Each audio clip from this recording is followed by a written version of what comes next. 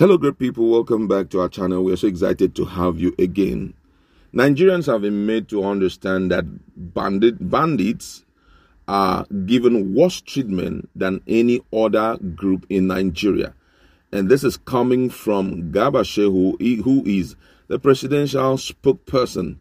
And according to him, he had clearly stated the punishment given to bandits. And he went further to let Nigerians understand that what they are doing to bandits is actually worse than what is being done to IPOB and other secessionist group. And you are going to hear exactly where he's coming from. And I'll give you an opportunity to go to our comment section and also react to it, because right now most people are just wondering if the punishment given to bandit is good enough, and that if the punishment is so terrible that by now they would have shut down. But you're going to hear exactly what he has to tell Nigerians about how far the government have gone with bandits and also with secessionist group. We're going to look at that in a jiffy. But before we do that, if you have not subscribed, please do well to click on the red subscribe button and also on the notification bell so that you can get notification anytime we publish our videos. Now, according to the news, the presidential spokesman Garba Shehu says what the federal government has done to AK-47 welding bandits is worse than designating them as insurgents. He spoke in an interview with BBC News Pidgin on Saturday morning. Garba was responding to a question on why the regime of his principal, Major General Muhammadu Buhari, retired, has not outlawed the bandits just as the current administration prescribed the indigenous people of Biafra and moved to do the same to the Yoruba Nation secessionist group. In his response, Garba Shehu says, and I quote, "What the Buhari administration has done to the arm-wielding bandits is worse than being declared as terrorists. There is a subsisting order by the president that any arm-wielding AK-47 bandit should be shot on sight. Yes, IPOB has been prescribed by law of the land. There is no shoot on sight order," Shehu said. He went further to state that the Nigerian Air Force is busy bombing locations. The military is there on ground, exchanging fire for fire, taking them out in hundreds. That is certainly not treating people lightly.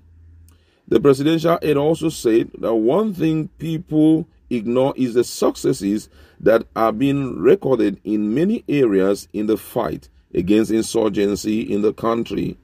Garba claimed there had been enormous successes recorded in dealing with bandits and insurgents. For instance, Boko Haram are surrendering today in their thousands. This did not just happen. According to him, a lot of the bandits are being circled and taken out. It is a matter of time. They will be substantially reduced, and the Nigerian state will be safe all over again, he assured Nigerians. According to him, in September 2017, the Attorney General of the Federation, Abubakar Malami, and the then Solicitor General of the Federation and Permanent Secretary of the Federal Ministry of Justice, Mr. Dayo Akpata, had approached the Federal High Court in Abuja to give judicial backing to the executive order of President Buhari outlawing IPOB and its activities in every part of Nigeria. The then acting Chief Judge of the Federal High Court, Justice Abda Kafarati, had granted the order prescribing IPOB. It had also been reported that the federal government said it might prescribe the Yoruba Nation movement led by Professor Banji Akintoye and Sunday Adeyemo, also known as Sunday Igboho. Now, this is for many, it's not the kind of reactions they expect. And the reason why people are saying this is because saying they should be shot on sight, people believe that the reports gotten thus far is not as expected. And most of the time, if you say they should shoot them, and immediately you see them, they throw down their weapons and say they have surrendered, it's expected that you should still deal with them. But shockingly, what has troubled Nigerians mostly is the fact that when these guys have gone extra mile in, doing so much mayhem to Nigerians, they'll just come out and say, we have surrendered. And before you know, The government is even thinking on how to rehabilitate them emotionally and otherwise and reintegrate them into the society. Now, this is the crux of the matter.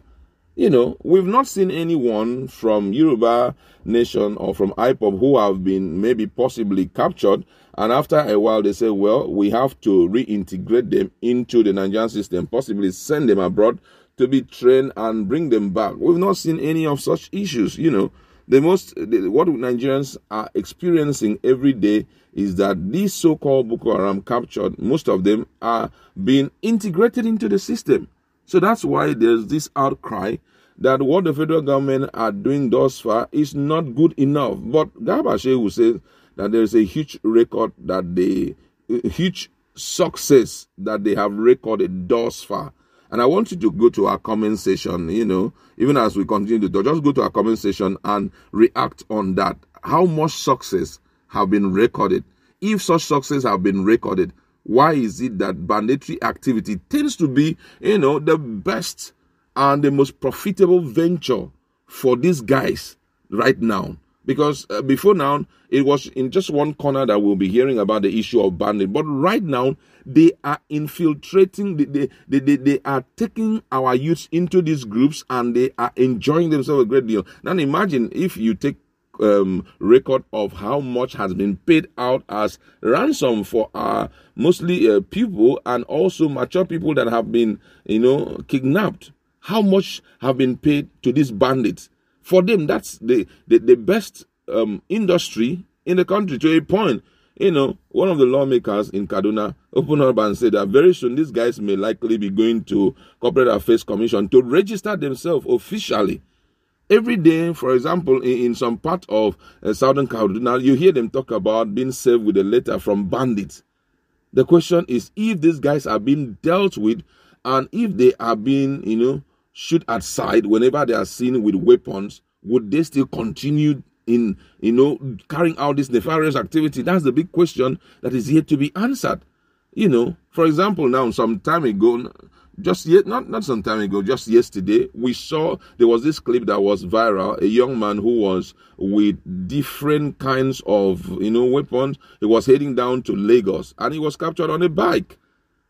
Man, these things are happening every day. We've seen cases where people are coming back, they have to be stopped on the road, because of the fact that Fulani headsmen with arms are up there doing all manner of things. Even till today, as we are talking, most of them are still roaming around with them. And there are some places in Plateau State and in other places where you see bandits, they are comfortably holding weapons and walking around. So if this instruction is that effective, why is it that these guys are enjoying their stay in virtually all the communities in Nigeria? Because if they are being dealt with squarely, it wouldn't have been like that. Right now, IPOB seems not to. IPOB is facing so much because every little thing we see records of many of them that have been killed. If the government too are dealing with these guys, what is happening in Plateau State? Why are they, hitting those guys hard and nobody's saying anything? It's some of the questions that Nigerians have thrown at them. If you have the answer, please do well to tell us.